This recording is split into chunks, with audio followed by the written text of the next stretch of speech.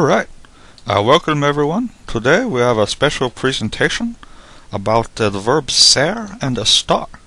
And both of these verbs mean to be. And like a lot of times, like when you tell somebody that, they act like all crazy like. Especially if there's some stranger and you just walked up to them and said it. Like, hey, ser and estar both mean to be. And then they're all like, what?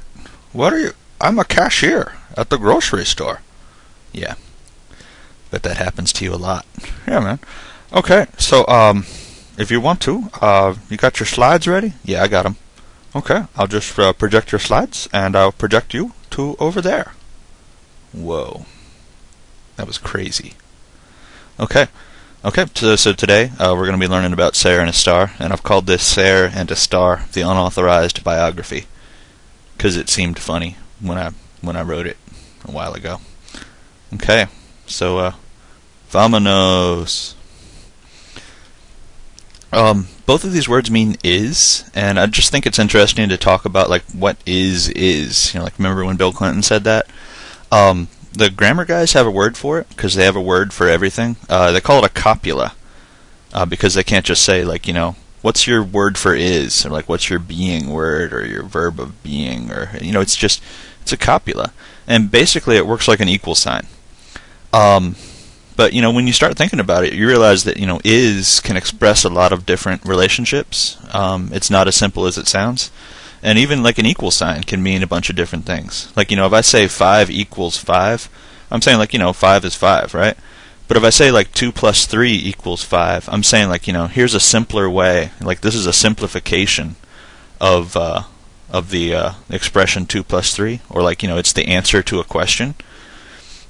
Or you can even do stuff like 7 plus 2 equals 2 plus 7, and there you're saying like these two expressions have the same meaning. You're basically saying something about the nature of addition. So you can do a lot of different things with an equal sign, and you can do a lot of different things with the word is. Like I want to point out too that like is among other things, it's a really weird verb because you say like I am. But you say you are. You don't say you am. And then you got like he is, and like we were, like in the past, or like I will be. And like when you compare that to a verb like run, where you just say like I run, you run, he runs, we run, they run. The future is like we will run. The past is like we ran. They're all pretty much the same, but like is all over the place. It's an irregular verb. Yeah. So that's one thing that is. Now I'm back down here. The other thing about is it's you can do a lot of different things with is. You can say like I am Bob. Like you tell somebody like what your name is. You can say like I am a man. You're telling somebody like what group you belong to. You can say I am tired or I am happy. Just like your temporary status. I'm over here, location. I am a lawyer, occupation. And they're not all the same, right? I mean, like if you think about what is really means, the relationship you have with tired is different than the relationship you have with lawyer or human or here. So just realize, that when you say is, you're really doing a lot of different things. Historically, there have been as many as 3 major romance copulas. Like Spanish has got the 2, the ser and estar. There's actually a 3rd one, like if you go back in history. In English, basically, we only have that one word is as a copula, but we'll point out that like in both languages, there's a lot of other ways to express, an is statement without using the word is. Hold on. How can you say like an is statement without using the word is? Like, I am tired. You just say like I tired? You can't say I tired.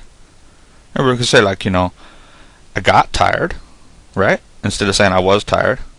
Yeah. Or you could say like, I it tired me out, right? Or you could say like, I walked tiredly to the car, or sleepily, I guess. You don't really say tiredly. Or you could say like, the tired man walked to the car. Instead of saying like the man walked to the car, the man was tired. So there's a lot of ways to get around it and still express, that copula without saying, like, I am or I was. Okay, we'll talk more about that in a minute. So like ser, you got your little verb chart there, and you got soy, eres, es, somos, sois, and son. Notice that sois is the only one that has an accent mark on it. And if you care, this comes from the Latin verb esse, which is where we got like the word like essence. And they look kind of similar. One of the tendencies in Spanish is like, U's turn into O's, and some of your endings get dropped, like, son becomes son. I just thought that was interesting.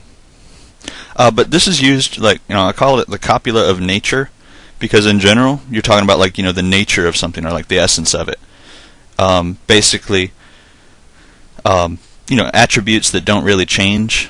And of course, as soon as you say that, you start thinking of all these exceptions. But think about, like, it's tall, it's beautiful, it's massive, it's mine. Those are things that are kind of permanent-ish in nature. And then you got estar, and that's the copula of state. And estoy, estás, está, estamos, estáis, están. 4 of the forms have the little accents on them, and those are important. Especially because, like, if you take estas or esta without the accents, those are words and they mean something different. So, like, when I learned Latin, my teacher wouldn't make us put, like, the little long bars, the macrons, over the letters, and it messed me up forever, as you can see. So those are your 2 verbs, ser and estar, and we'll talk more about this in part 2. Okay.